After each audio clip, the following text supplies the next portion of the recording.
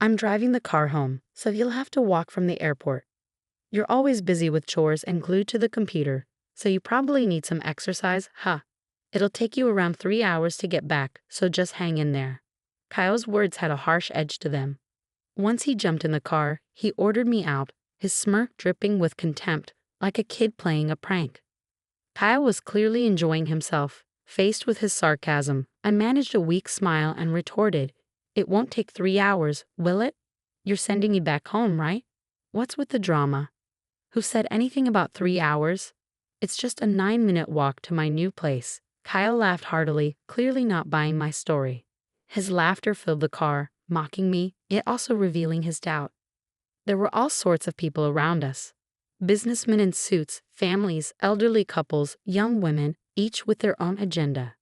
But Kyle, lost in his laughter, paid them no mind. It was like he was in his own world inside the car, oblivious to the hustle and bustle outside. He kept laughing, seemingly joyful, but with a hint of darkness. Alice stopped trying to make me laugh. Do you really expect me to believe such an obvious lie? Quit the nonsense and start walking. It'll be dark soon if you don't hurry. Well, if you're so sure, why don't you come and see for yourself? It might wipe that smile off your face. But honestly, whether you believe me or not, it doesn't bother me at all. Fine. If you're that confident, prove it. But remember, there'll be consequences if you're lying, I challenged. Kyle's irritation was evident as his face twisted in annoyance, his brows furrowing. Kyle's irritation boiled over, his voice booming in the car, drawing surprised looks from those around us. Instead of feeling intimidated, I nearly burst into laughter, knowing Kyle was about to face his own nightmare. With renewed determination, I set off towards my new home. 9 minutes later, Kyle and I stood before an ordinary 12-story apartment building, 3 years old, with a view of departing planes. Kyle seemed taken aback by the building, but quickly masked his surprise with nonchalance. "Alice, just admit it. You're lying about moving, aren't you? Stop before you get in trouble for trespassing. Stop fussing and come inside," I replied, though Kyle remained skeptical, following me with a dismissive grunt. Yet, as we rode the elevator to the 5th floor, I sensed unease in his eyes and tension around his mouth. His profile hinted at hidden concerns. Upon reaching the 5th floor and unlocking the apartment door, Kyle's facade crumbled. Anxiety gripped him, and he struggled to maintain confidence, which only made his fear more apparent. As the door swung open, Kyle began to tremble uncontrollably, his face a mixture of shock and fear. I couldn't contain my satisfaction seeing Kyle's reaction. It seemed like he was finally facing reality. "Why are my parents here?"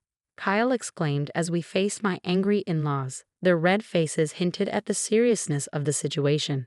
"You were supposed to be on a trip today. Why are you here, Kyle?" "We set up a fake plan to catch you. We're siding with Alice." Despite their explanation, Kyle looked utterly bewildered. "Why go to all this trouble? Why punish me like this?" Kyle must have been flooded with questions. Sitting cautiously in front of his parents, he sought clarification, but confusion still clouded his expression. "Can someone explain clearly? I don't understand this ambush and punishment." "Stop lying, Kyle. We saw everything. How you left Alice at the airport to walk home." My father-in-law interjected, showing Kyle his smartphone screen. Kyle's eyes widened, sweat beading on his forehead within seconds. The screen showed our exchange at the airport, capturing the moment vividly. Kyle's mocking and loud voice echoed through the video. His expression shifted drastically as he watched, mouth tight, eyes avoiding the screen, realization dawning. Kyle trembled visibly, sweat glistening on his skin. My father-in-law quietly pocketed his phone, his gaze heavy with anger and disappointment. Tension filled the room. "I can't believe Dad recorded this. When did you even film it?" Kyle stammered, his voice strained. "It was at the airport earlier. We've been watching all along while you were in the car." My father-in-law replied calmly. At the airport, amidst the bustling crowd, Kyle's parents and I had strategically placed ourselves to witness the events firsthand. Kyle had walked straight into my trap, unaware. His parents observed him silently, the room heavy with anticipation. Finally, my mother-in-law broke the silence. "Kyle, we're shocked. How could you leave your spouse stranded at the airport like that?" It was just a heated argument. I didn't mean any harm," Kyle mumbled, his voice trailing off. "It's true, Abandoning the woman you love isn't right. Kyle, why are you laughing? Is this a joke? Kyle's father interrupted, his mother's glare intensifying. In that moment, Kyle froze, his face draining of color, like a deer caught in headlights. The room filled with a heavy, tense silence. Sensing the disappointment more than anger in his parents' expressions, I realized they held high expectations for Kyle. He had always been responsible and dedicated, facing challenges head-on. Everyone admired his character and expected great things from him. Yet beneath that facade was the reality of how he treated me, his wife. The revelation that their beloved son had mistreated his spouse was difficult for them to comprehend. Feeling their emotions, I knew it was time to reveal the truth to Kyle. Despite his father's stern gaze and his mother's subdued anger, I began to speak. Kyle, I've been struggling for a while now. Just 6 months into our marriage, you changed. You were always away on business trips, neglecting us. Then the bullying started, and I couldn't understand why until I discovered the truth. You've been having an affair. I've told your parents not only about the bullying but also about the affair. At the mention of the affair, Kyle's shocked silence shattered, his gaze piercing through me, almost causing me to falter. But Kyle's parents stepped in. Hold on, Kyle. I'll admit to the bullying. I may have gone too far at times. I didn't realize it then, but if it hurt you, Alice, I'm sorry. However, I haven't cheated. You should have evidence before making such serious accusations. I don't have evidence right now, but it's clear you're cheating, just like your father said. Denying it won't make it go away. Wouldn't it be better to come clean now and prevent more pain? What? Accusing me without proof? You're going to confuse my parents? Kyle protested, his usual defensive pattern emerging when his position was challenged. As the tension rose, the rest of us remained calm. I'll say it again. Denying it won't help, because I already know everything. I may not have proof now, but there's a witness. I'll call her here. Just wait. After the call, the intercom buzzed, and within 3 minutes, as the person entered, Kyle froze as if time had stopped. She's the witness. Her name is Karen. But Kyle, you probably recognize her, right? She's your affair partner. Karen has seen your true colors. She was at the airport with your parents. Wait, Karen? Why is she here? I didn't know about this, Kyle exclaimed. Through my investigation, I had discovered Kyle's affair with Karen, an employee from a client company. I had secretly contacted Karen, and our conversation revealed that Kyle had kept his marital status hidden from her during their relationship. Karen believed they were serious, and she was deeply shocked to learn of Kyle's deception. Naturally, Karen couldn't stomach Kyle's lies, so I arranged for her to be at the airport to confront him. When Kyle caught sight of my new apartment, a subtle grimace crossed his face, not because of its location, but because Karen lived in the same building. Kyle probably never imagined I'd be in touch with Karen, which explained his feeble attempt to appear confident. However, his facade crumbled under scrutiny. In fact, my move to this apartment was calculated to bring me closer to Karen. Kyle, even my picking you up from the airport today was part of the plan to expose your true self. While I may not have physical evidence, Karen herself has confessed to the affair. I informed Kyle, a mixture of scorn and disdain coloring my words as I revealed the truth to my unsuspecting husband who had underestimated me. Kyle ended up revealing his true colors all on his own. He probably thought I was just a stay-at-home wife with a computer hobby, assuming his affair would never come to light. It's almost pathetic, really, how I didn't see through it until after we were married, blinded by the idea of a perfect marriage. But now, the truth is crystal clear. Kyle has done something unforgivable. He deceived me, his parents, and Karen, and even when confronted, he tried to deny it all. All Kyle can do now is own up to his mistakes and apologize as soon as possible. There's no way out of this. Denying it will only make things worse for him.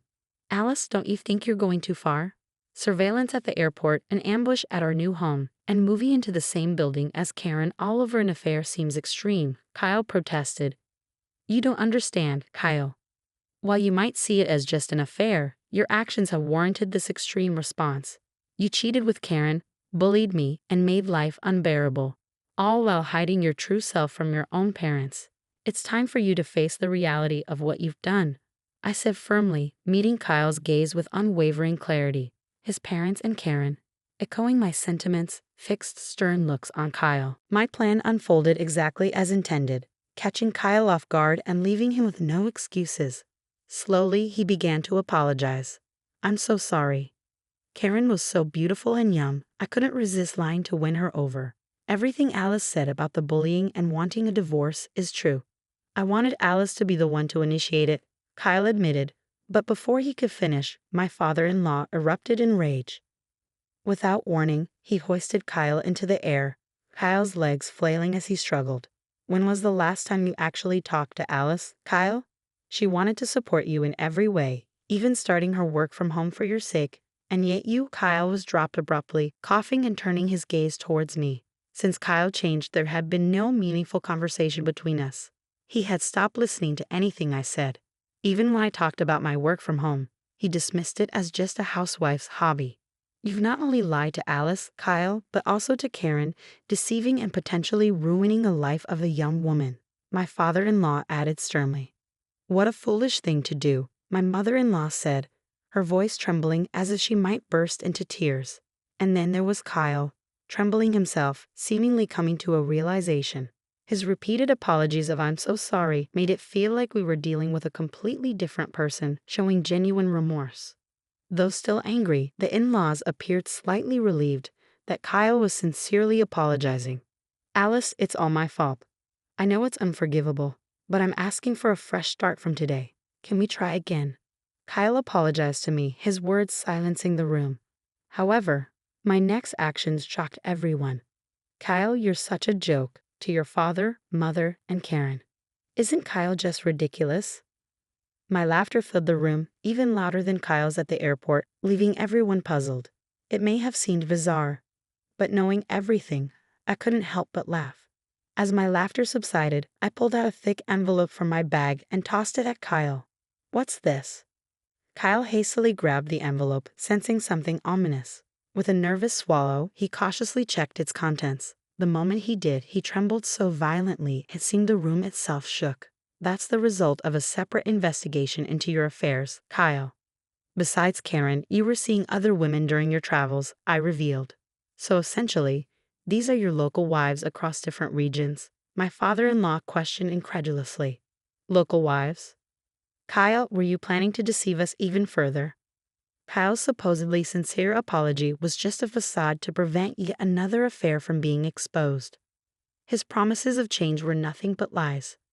Perhaps he believed if he could just get through this moment, everything else would somehow sort itself out. If so, he was truly foolish. "Kyle, all you can do now is get a divorce and pay alimony. I never want to see your face again, so let's handle the rest through our lawyers. Don't try to fool me. You claimed there was no evidence, yet you deceived me. Who deceived whom first? Do you finally understand how it feels to be deceived? Damn it, Alice. You'll regret this, you know. A mere housewife like you won't survive on your own. Don't you dare come crawling back to me." Kyle abandoned his facade and approached menacingly, but his threats seemed laughable to me. It would be Kyle who would regret his actions, yet he left our new home with those final words, oblivious to what lay ahead. The tension in the room dissipated, and we all took a seat simultaneously. My in-laws and Karen offered heartfelt apologies. "Alice, we're so sorry for everything. It's our fault for not realizing sooner and causing you such distress. And Karen, we've troubled you deeply. We'll make sure Kyle takes responsibility. Just wait. We'll pursue him relentlessly if necessary. Please, everyone, no need for apologies. Thank you for supporting my plan. Kyle deserves to face the consequences, but there's no need for an extensive pursuit. He'll definitely reach out to us, without a doubt." My in-laws and Karen glanced at me with a slight smile, puzzled by my confidence. They hadn't fully grasped my plan yet, but it wasn't because of overconfidence or denial. It was a certainty I held deep within. I'll say it again. Kyle knows nothing, and I know everything. I could see the path Kyle was heading down clearly. My intention was to watch silently until he faced the consequences of his actions. A month had passed since then. I sat at my computer in our new home, the gentle breeze outside rustling the trees. The serene silence was interrupted by my phone vibrating. The 100th missed call, all from my ex-husband. Taking a deep breath, I answered. As I held the smartphone to my ear, I could hear my ex-husband's voice, A mix of surprise, anxiety, and a glimmer of hope. Finally, you pick up. Why are you ignoring me when I'm in such trouble? Oh, you're in trouble, huh? What happened? I was deceived. One of these local wives turned out to be a scam artist. She took all my money, and now I'm being chased by some scary guys. It's really bad. That sounds tough. Good luck with that. Hey, don't hang up, please. I'm begging you. Just a little help. I've got no money, can't go home. I'm done for without you. Who said, don't come to me with regrets, never come crying back? I knew everything, including the fact you were being deceived, but I chose not to say anything. I thought it was pointless to tell you anything you wouldn't understand without experiencing the consequences firsthand. His voice faded from the call. Perhaps now, Kyle regretted his actions, but I refused to assist him. People like him couldn't grasp others' pain without facing it themselves. You only think of yourself. That's why you're in this situation.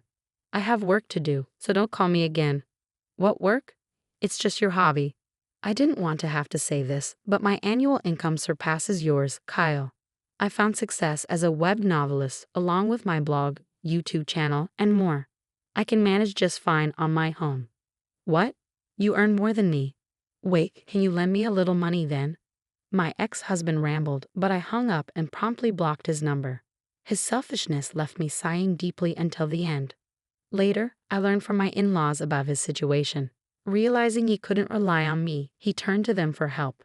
However, they were already aware of his predicament and were furious once again. Despite their anger, he continued making excuses, resulting in his parents disarming him. With nowhere to turn, he fled, changing jobs and relocating. However, it seemed the threatening men pursued him to his new location. He even sought refuge near his parents' home at one point, sending messages of regret and reflection. But it was too late. His actions had consequences, and he bore the weight of that truth.